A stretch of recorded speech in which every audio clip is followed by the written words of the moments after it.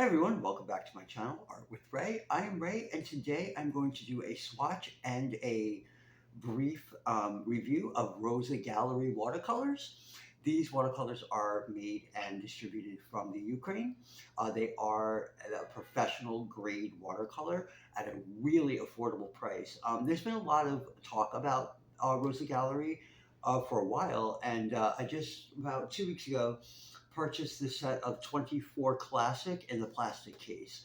It comes in this box. It says Rosa Gallery, has the watercolors, says watercolors in English, and I'm assuming this is Ukrainian. 24 2.5 milliliter colors. These are in half pans with a plastic case. On the back shows all the colors with the name in English and in Ukrainian, with the pigment numbers, light fast ratings, and uh, the excuse me, the opacity ratings. So when you open this up, I have been using these, so this is not a complete unboxing per se, as I have already unwrapped all of the watercolors. So the palette opens like this, and when you get the watercolors, each pan is individually wrapped with a plastic and then like a little film of paper. They did unwrap fairly well. It did take a little while. And one of my colors, I believe it was a cadmium yellow light, had a little bit of paper stuck on it. No big deal. You just wet it and it came right off. So there are 24 colors. The colors that are included are cadmium lemon, cadmium yellow light, cadmium deep, yellow deep, golden yellow, cadmium orange, cadmium red light, carmine. This color here is madder red. This is dioxazine purple. Here is yellow, green, olive green. Here is what they just call green. This is phthalo green. Over here we have turquoise, and it's made with phthalo, so it's phthalo turquoise. Bright blue, what they call, which is phthalo blue. Ultramarine blue. Then here we have indigo. Here is, I'm not sure what that is. That is, oh, I'm sorry. Let's do this again. This is turquoise. This is cobalt blue. This is phthalo blue, ultramarine blue, indigo, yellow ochre, English red, umber. Raw sienna, umber. This here is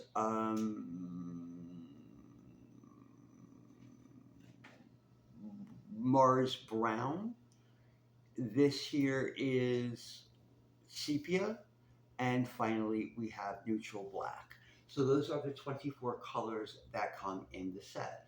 So I will swatch out the set. We'll talk a little bit about the properties of each color, and then I will give you my final thoughts. So let's just move this here. We'll be swatching this on Fabriano studio paper. It's their student grade paper. It's 25% cotton. Yeah, it is a student grade paper. It's fine for swatching, or work in a sketchbook, or work that you're not selling. It's not terrible paper. So let's get started. The first color we are going to deal with is cadmium lemon. I am not pre-wetting the colors before I swatch them. Okay, so let's come in with cadmium lemon, and let's swatch that out.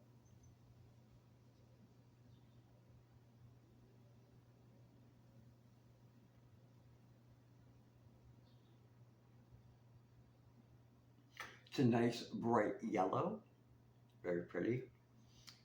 So cadmium yellow lemon is made with PY35, light fast of 3 being the highest level of light fastness that they offer. and it is semi-opaque, as all cadmiums are. Okay, the next color is cadmium light yellow. And let's do that right here. Another very bright, very pretty yellow. Um,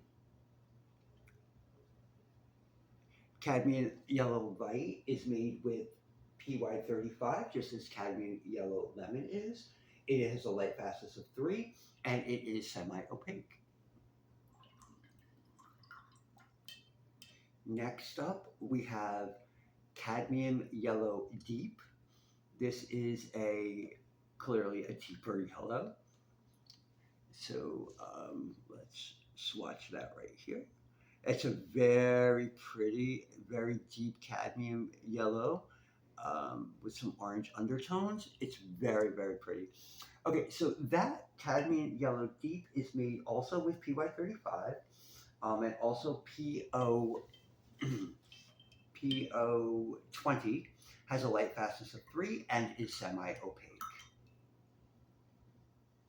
The next color is golden yellow, which is actually one of my favorite colors in here. And we'll swatch that right here. It is a very pretty, very, very deep yellow gold color. And golden yellow is made with PY110, has a light fastness rating of 3, and is transparent. Moving on, we're going to be moving on to cadmium orange. I'm just cleaning my brush. And let's go into cadmium orange. And we'll swatch that out right here. It is a really bright orange, leans a little bit more yellowy, which is actually something that I prefer. I don't really love real dark reddish oranges. This is really, really nice. So cadmium orange is made up of PO20 and PY35, has a light fastness of 3, and is semi-opaque, just like pretty much every cadmium color is. Okay, so next we're going to be moving on to cadmium red light, which is a very warm red. And we'll swatch that right here. This is a really reddish orange. I mean, yeah, reddish, yellowish orange, red. So it leans very warm. It is a beautiful color. I really enjoy it. Great for mixing really strong oranges and muted purples. So that is cadmium red light, PR105, PO20, light fast of 3, and is semi-opaque. Okay, now moving into some warmer reds, we're going to be moving into carmine, which actually is a color I really enjoy in this set, a lot actually. This is carmine, and we'll put it right here. It's a very bright, very more blue leaning red that waters down to a really soft, really pretty pink. You can see that here as we get less pigment on the brush. So carmine is made of PR170, has a light fastness rating of 3, and is transparent. Moving on, we are moving on to madder red, which is a much cooler red. Leans a lot more towards the blue. Also really good color for mixing purples. You can see it's a very bright, cool red, leaning very blue. As you see, as we get away from mass tone, it definitely gives a really nice soft pink, a softer pink, I think, than the other one before it, the carmine. Beautiful color. So madder red is made up of PR177 and PR 264, has a light fast rating of 3, and is transparent. Okay, next up we have purple, which is dioxazine purple. I'm just going to swatch that for you right now. This is dioxazine purple. Dioxazine purple in mass tone generally looks almost black, and as it waters down, you get beautiful shades of purple, and watered all the way down, you'll get some really nice shades of pinky purples. Beautiful color. So dioxazine violet is PB23, which is dioxazine violet, has a light fast rating of 2, which is very good, and is transparent. Okay, moving on. Just change the water. Moving on, we are moving on to let's see, olive green. This is actually my least favorite color in this set. It's not a bad color. It's just I'm not an olive green person, so this is a color I wouldn't find myself using much. But that's just me. I'm not a fan of olive green colors. But I mean, as far as olive green goes, it's not a bad color. So here's olive green. It's very much a yellowy green, very earthy, in mass tone. It can be dark. I'm going to just build up the mass tone a little bit. There we go. Because I think I used a little too much water at first. So you can see in mass tone, it's a very mossy, olivey green. As it gets watered down, it gets a little bit more delicate.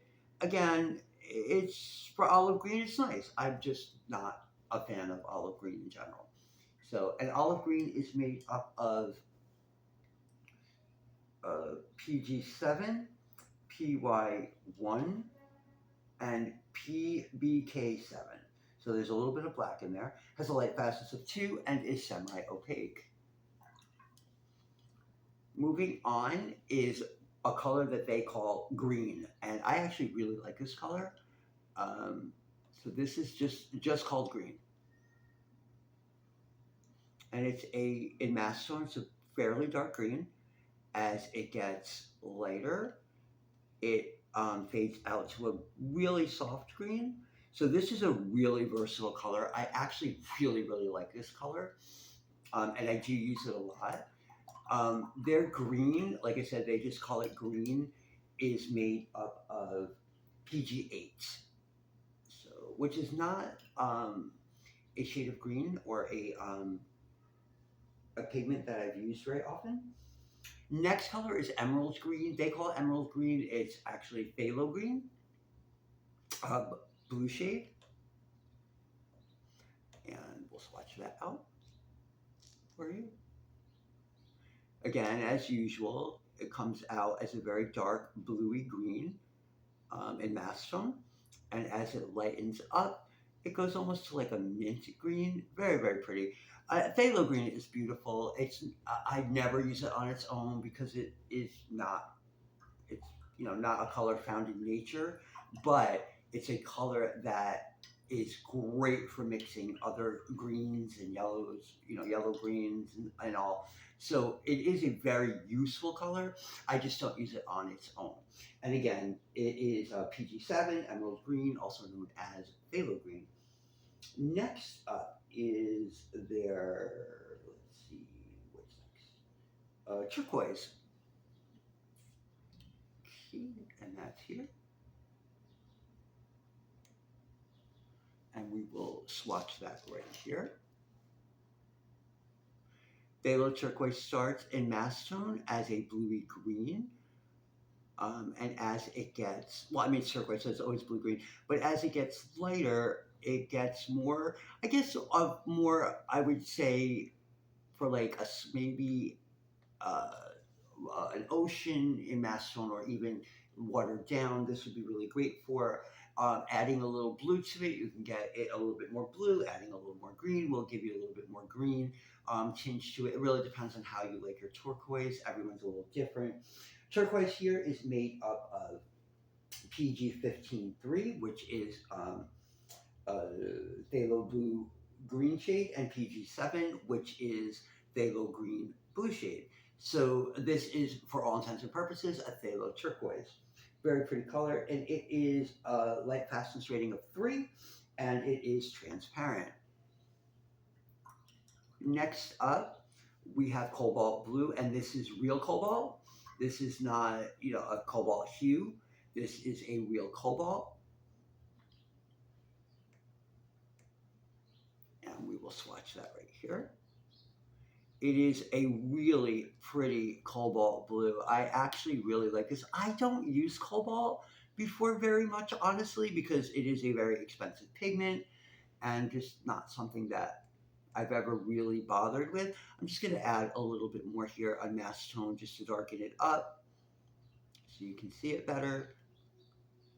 But yeah, this is a really nice cobalt blue, and it does have a nice amount of granulation, which you'll see as it starts to dry.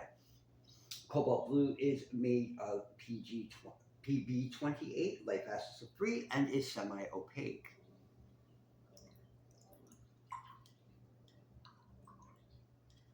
Next up, we have bright blue, I believe. Yep, bright blue, which is their version of phthalo blue. It's PB15-3, which is phthalo blue green shade. This is a really, really nice phthalo blue, as you're about to see. I mean, in mass tone, just gorgeous. Absolutely beautiful phthalo blue in mass tone. And as we let up on the pigment and the pigment starts to fade from that, it goes into a really nice, soft, lighter blue. Beautiful color. And don't worry, at the end of this, I will give you a closer up view. So again, that's phthalo blue 15:3. They call it bright blue. It does have a light fast rating of 3 and is transparent, just like all other phthalo blues. Okay, next is ultramarine, which is literally one of my favorite colors. And this is actually a really pretty version. It does granulate, and you'll see that as it dries. Here's phthalo blue. I mean, ultramarine blue. Look at how bright and pigmented that is. Ultramarine blue, some of them can be pretty weak, and some of them can be a little bit strong. I think this has the perfect in between. In mass tone, it's really bright, and as the pigment comes out of the brush, it does have a really nice, soft, watered down look. A lot of people do like to use ultramarine blue in skies. I would suggest beginners not using ultramarine blue for skies because it does granulate, and you might get some funny look in your sky that you might not want. A better choice would be phthalo blue or even cobalt blue in this set would make a really nice sky. Okay, so ultramarine blue is PG29, light fast rating of 3, and is semi-opaque. Okay, this next color is really kind of interesting to me. They call it indigo. Doesn't look like indigo to me. This really looks more like a Payne's gray, but they do have a separate Payne's gray. So, you can be the judge. But here's indigo. It's a very, very, very dark blue in mass tone. And as it gets less pigment on the brush, it does lighten up a little bit. But when it lightens up, it looks more gray. And I know indigo tends to be a bit gray, but this is a lot more gray than what I'm used to in an indigo. It's not that it's bad, because it's not. It's just different. I don't have their Payne's gray, but I would be interested to see the difference between what they're calling indigo here and what I'm really thinking is more of a Payne's gray, and than what they consider their Payne's gray to be. That would be really interesting. And when I get a chance, I'll try and get a pan of their Payne's gray. Okay, so next is yellow. Indigo is PB15-1, which is phthalo blue red shade. PB19 and PBK7 has a light fast rating of 3 and is semi-opaque. Next is yellow ochre. Yellow ochre is a hit or miss for a lot of companies. Some yellow ochres are really nice, and some are just ugh. This one is okay. The one thing I'm going to say that I have kind of like a little bit of a negative for me is I don't care for their earth tones by themselves. So here is yellow ochre. As you can see, this is a lot more transparent than many yellow ochres you'll find, which actually I like. I don't think it's listed as transparent. I'll let you know in 1 second. But there is yellow ochre in mass tone. Even in mass tone, it's not very dark, which I actually prefer.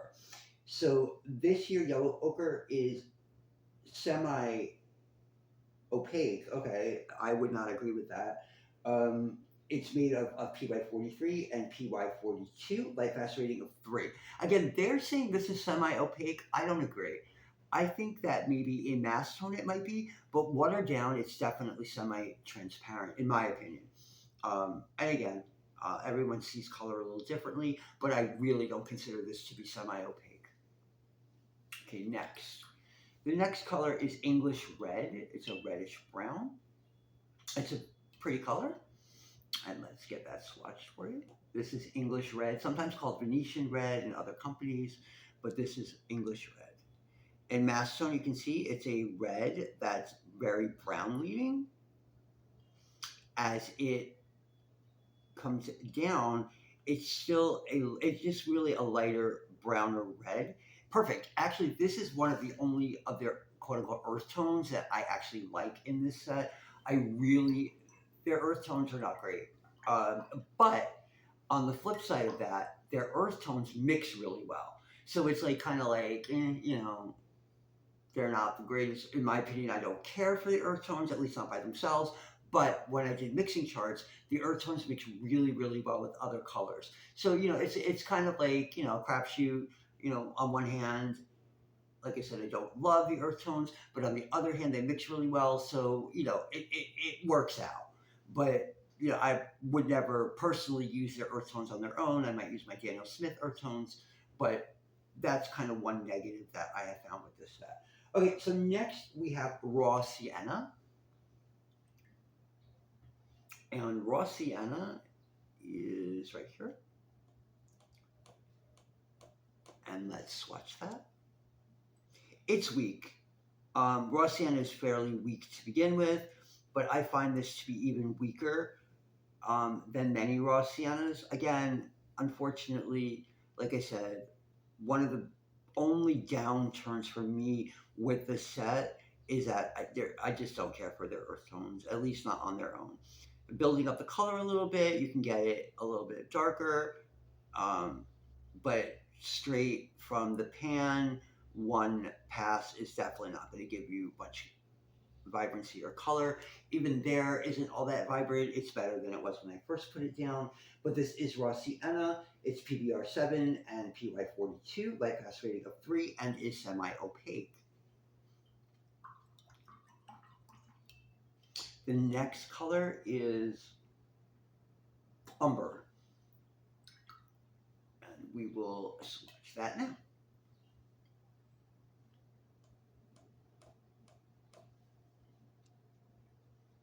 Again, to me, it's weak. Going down here, it's very, very, very light. It's very weak. Again, their earth tones are not their strong point. So let me go in and add a little bit more pigment to this to get it a little darker. And it does darken up, but it's definitely not something that you can say one pass and have a decent amount of color. In fact, I'm going to put a little bit more pigment down on here just because I want to see how dark I can get this umber. Umber tends to be a darker color, and it's just not there here for me. It doesn't do it for me at all. And that is umber. Umber is made with PBR7, light fast rating of 3, and is semi-opaque. The next color is sepia. This is actually one of the earth tones I do like, even on its own. So this would be sepia. Okay. And these all re-wet really, really well. See, this is beautiful, the sepia. It's dark, it's brown, it's got that little gray that sepia is known for. and it's a great color. This is, like I said, one of the very few um, earth tones that they make that I really, really like. That's one pass, and that is actually good enough for me, at least, for a sepia. If I went in and add a little bit more, let's do that to see how much darker we can get it. You see, we can get it a bit darker. And I don't understand why the rest of their earth tones are not like this. Because if they were, this set would be, in my eyes, a really perfect set. It's just their other earth tones really are very, very weak. Okay, so that is uh, sepia. Sepia is made with PBR7, PBK7, and PR177. Has a light fast rating of 3 and is semi opaque. Only 2 more colors left to go. The next color is Mars Brown. Now, this I love. It almost makes up for, in my opinion, the crappiness of the other earth tones. This Mars Brown is beautiful. I love this color. And it mixes with other colors so beautifully. It gives such a glow when mixed with other colors. Even on its own, it has a really nice glow to it. Just a beautiful, beautiful color. Mars Brown is made up of PY42, PR101, and PBK7. Has a light fast rating of 3 and is transparent. And again, I will show you these colors up close and personal once we swatch them all out. We have one last color. Now, here's the thing.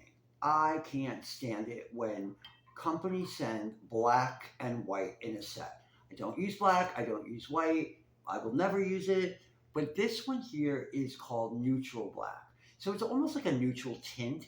It's not a straight up black, and I could probably use it diluted to do shadows.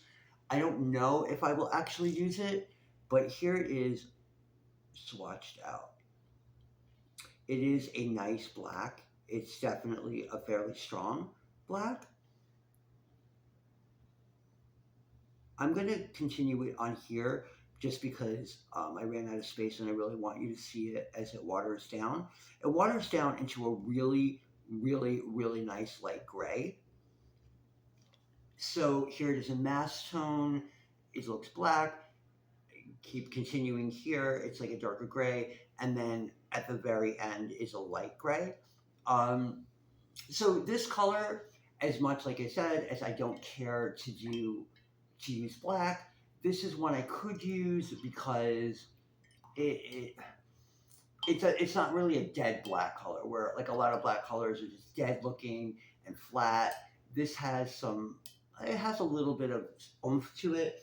So neutral black is made up of PB151, which is phthalo blue red shade, PBK7, and PR177. Has a light fast rating of 3 and is semi-transparent, which I would agree with. So these are all 24 of the colors. Let me give you just a little bit of information that is important. Out of the 24 set, 21 out of the 24, so almost all of them, their light fast rating of 3, which is the highest light fast rating. That is an excellent. And the other two are light fast rating of 2, which is very good. None of them are light fast rating of 1, so they are all light fast. And 21 out of the 24 are at the highest light fastness, and only 3 are at very good light fastness. The ones that are at a 2 would be the violet, the dioxazine purple, the regular green, PG8, and there's one other. The other one is, where is it? Why don't I see it here? Just give me a second, sorry people.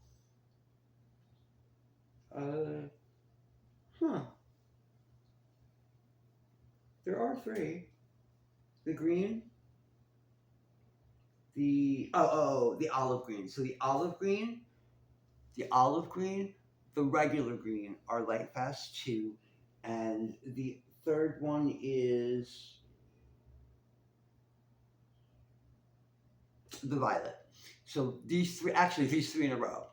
The dioxazine purple is light fast 2, the olive green is light fast 2, and their regular green is light fast 2. All the other colors are a light fast of 3. So they are a 24 count. They're out of the 24, 9 of them are considered to be transparent. 14 are considered to be semi-opaque, and 1 is opaque. So not too bad. 9 transparent colors in a 24 set is pretty good. I can't complain. And this is their professional set. They also have a set called Rosa Studio, which is their student grade set. I've never used them. I can't say if they're good or not. I have no idea. The one thing that I would say, okay, so let's talk about positives and negatives. The biggest positive here is the price. For a 24 set of professional watercolors with tax, when I bought this, I paid $42 with tax on Amazon. For 24 professional colors is great. There's no disputing that. Secondly, the colors are bright and vibrant. There's very little color shift from when you first put them down to when they dry. I mean, some colors, of course, are going to have more of a color shift, drying shift than others, but for the most part, they still dry pretty vibrant. Also, the third thing that I really like, especially for a professional paint in this price point, that they use real cadmium and real cobalt. Cadmium and cobalt are not cheap pigments, they're expensive.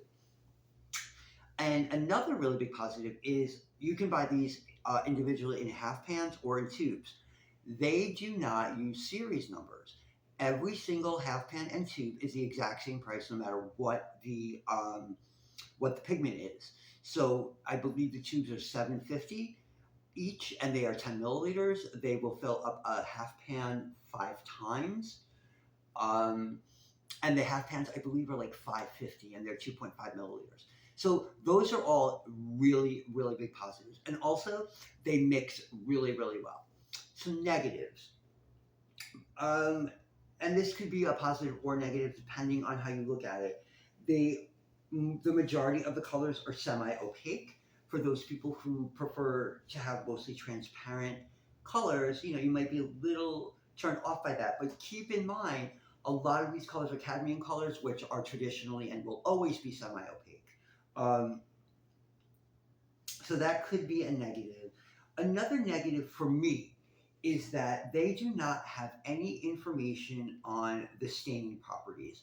And I did contact Rosa Gallery, and I was told that they didn't have that information on hand, but they would try to get it to me. If they do, I would let you know. What I can tell you is I have, on another swatch sheet, have tested to see how they lift dry, and every single paint lifted immediately after drying.